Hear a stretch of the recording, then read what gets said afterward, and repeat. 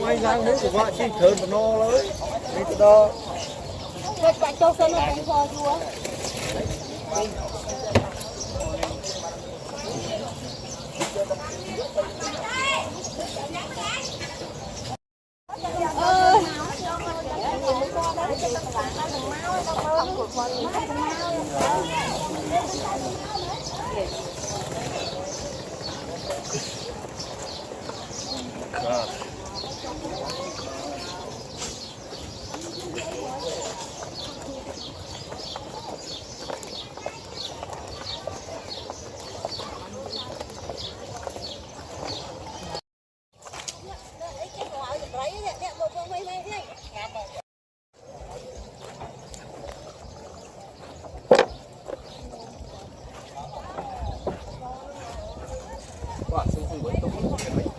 Ôi nhiều mặt đường này bộ.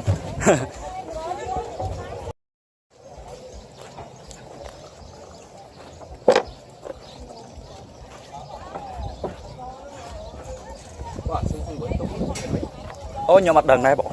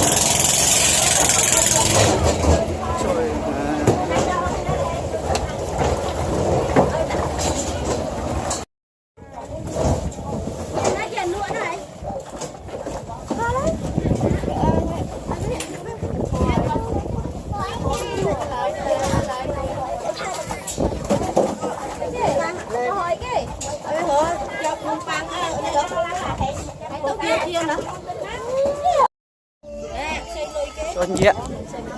Xây lôi tay mình xây bể đồ.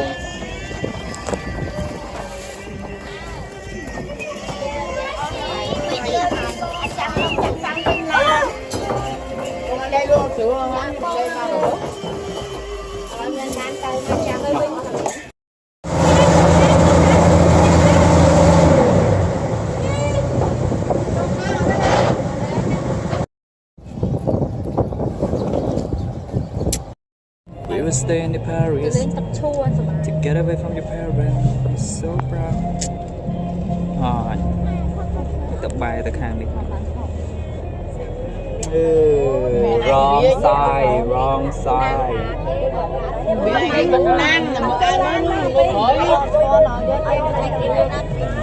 Oh my god.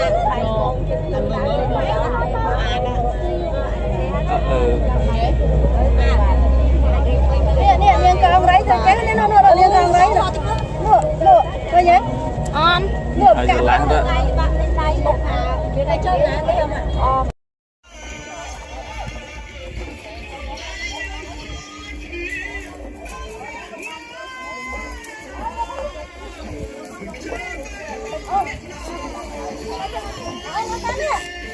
good sắm